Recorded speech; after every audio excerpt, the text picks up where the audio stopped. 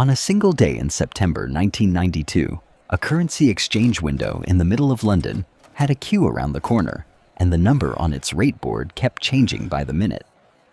By evening, newspapers across the country were blaming one man for it, a quiet financier who had bet against the pound and won. Tonight, 3 things worth knowing: how a teenage refugee learned to read danger before anyone else in the room, why an entire country pinned its currency to a number it could not defend, and what it actually cost to find that out. We will tell this the way the headlines told it. Then, at the end, we will separate what the record actually shows from what only makes a better story. Our story starts 48 years earlier, in Budapest, in the spring of 1944, when a 14-year-old boy's country was occupied within a matter of days. His father, who had survived captivity once already in an earlier war, did not wait to see what would happen next. He began arranging false papers for his family and for others. For months, the boy lived under a borrowed identity, posing as the godson of a government official, watching everything and saying almost nothing. He survived. Decades later, he would say that year taught him something most people never have to learn: how to recognize early when a system everyone trusts is about to fail. After the war, he made his way to London, arriving with almost nothing, and enrolled at the London School of Economics.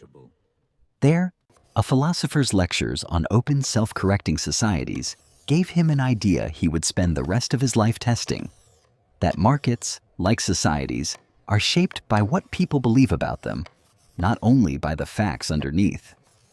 He took work as a clerk in a merchant bank, moved to New York in the mid-1950s, and spent 2 decades learning markets from the inside before he ever ran a fund of his own.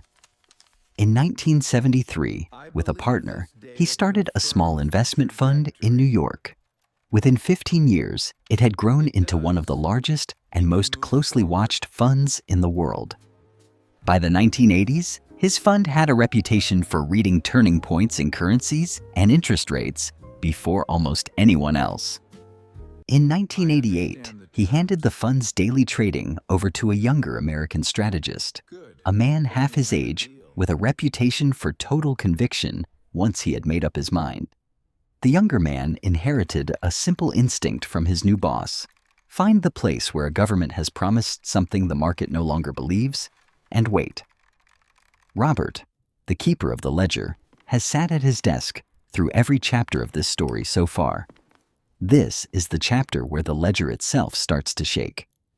To understand what happened next, you need to understand one strange promise governments sometimes make: fixing their own currency's value against someone else's. In 1990, Britain made exactly that promise, joining a European currency system that pinned the pound to the German mark at a fixed rate. Even at the time, some economists warned the rate Britain chose was too high, the pound pinned to a value it might not be able to defend if the wind ever changed. None of this meant much yet to the man behind the counter of a small currency exchange bureau, a short walk from the Bank of England. His nephew was learning the trade at his side, sliding the wooden tiles of the rate board a fraction each morning, rarely more than that.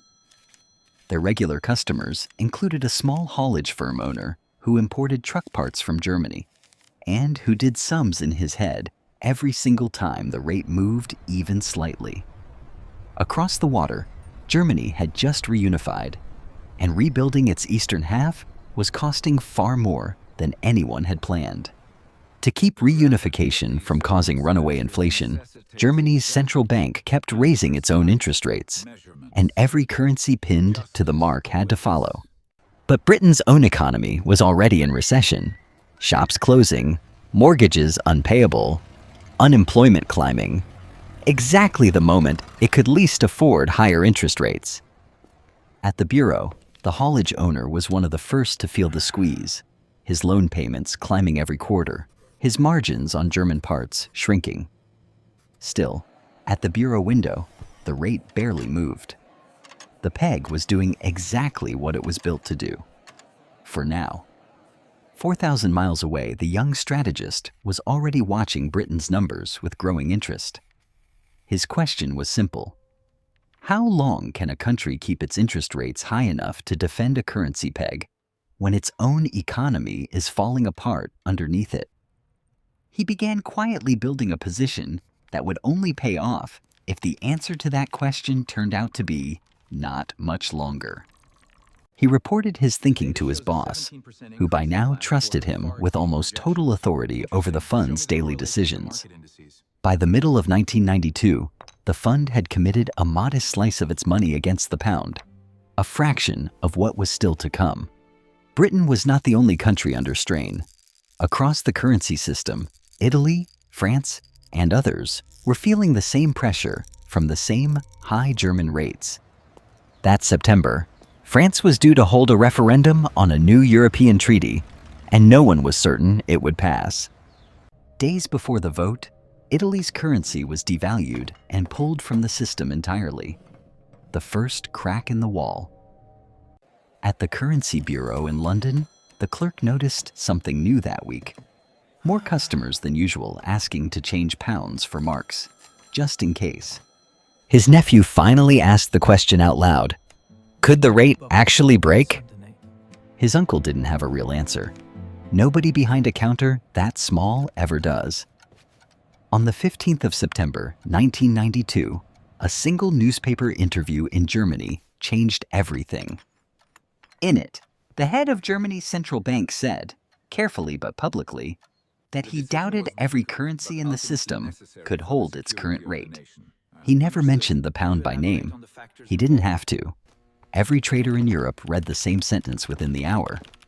In New York, the young strategist read it and immediately understood what it meant. The market's confidence in the pound's rate had just been given permission to break.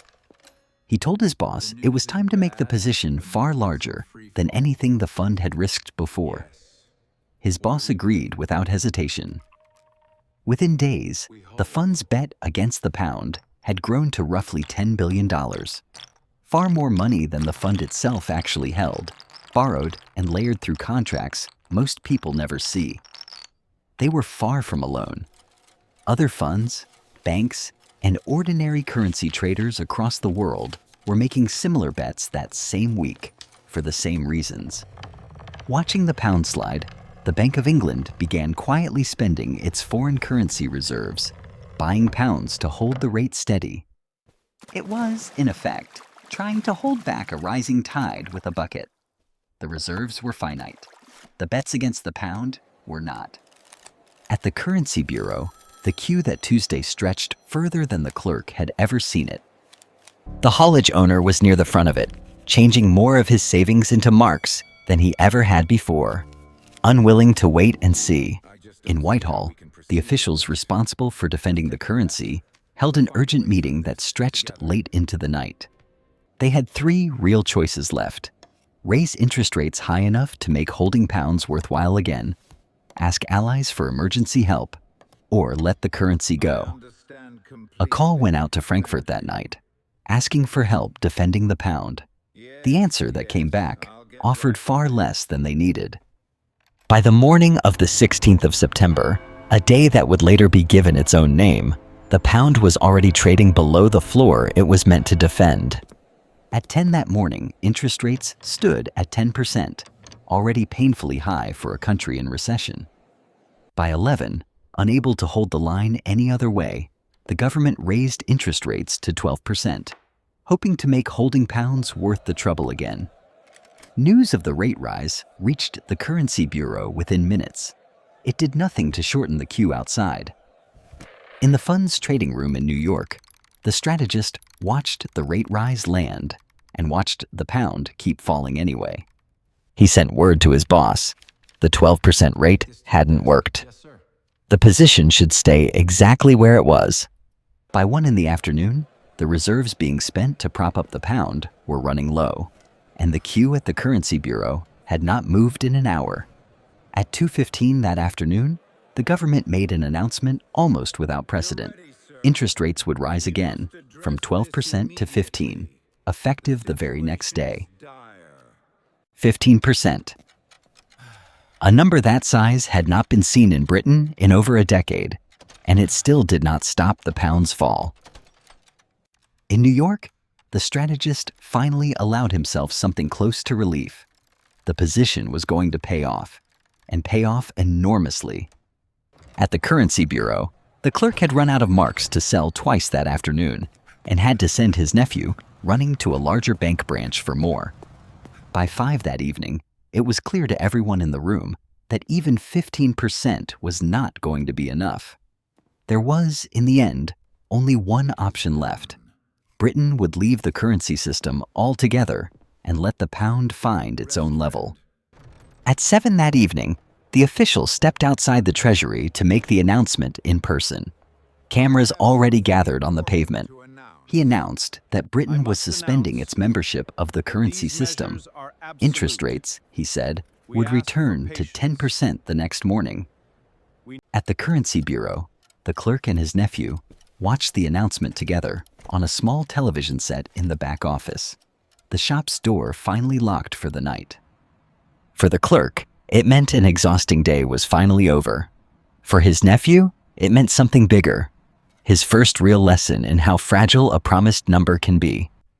In New York, the fund's own reckoning of the day's trade came to roughly $1 billion in profit, one of the largest single-day gains ever recorded by an investment fund to that point. He called his boss to tell him. Neither man raised his voice. It was, by then, simply confirmation of what they had already believed. By the next morning, one newspaper had given the story its lasting headline, "The Man Who Broke the Bank of England." From that morning on, one name would be attached to that headline in the public imagination, whether or not the full story matched it. Interest rates did fall back to 10% that morning, exactly as promised, and then kept falling further in the months after.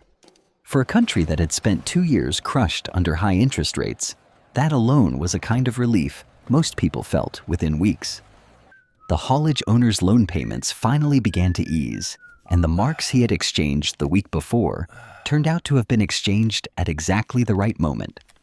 At the Currency Bureau, the queue shortened back to its ordinary length within a month, though the clerk kept a newspaper clipping of that week pinned quietly behind the counter. Robert, the keeper of the ledger, turned to a fresh page that week and wrote down only a single line, a number and a date, nothing more. In the months that followed, the government's own accountants tried to put a number on what that single day had cost the country directly. Their estimate came to roughly £3.3 billion spent defending a peg that broke anyway, a figure that would be quoted for decades afterward. But not every economist agreed that figure told the whole story. Some argued the real cost needed to be weighed against what came next. Freed from defending a fixed rate, Britain's interest rates fell sharply through the rest of the 1990s, and the pound settled at a level exporters could actually work with. Within a few years, Britain's economy was growing faster and more steadily than almost any other major economy in Europe. So much so that some commentators later called that day not Black Wednesday, but White Wednesday. At the Currency Bureau, the clerk had repainted the shopfront and hired a second clerk to help his nephew, who by then ran the counter almost entirely on his own. The political cost was a different matter entirely, and it did not recover nearly so quickly. He stayed in his post for another 8 difficult months before finally resigning in May of 1993, replaced by a successor from within the same government. The governing party's reputation for handling the economy carefully never fully recovered. Voters remembered that day for years afterward. 5 years later, that governing party lost a general election by the widest margin in generations. Historians still trace part of that defeat back to a single September evening.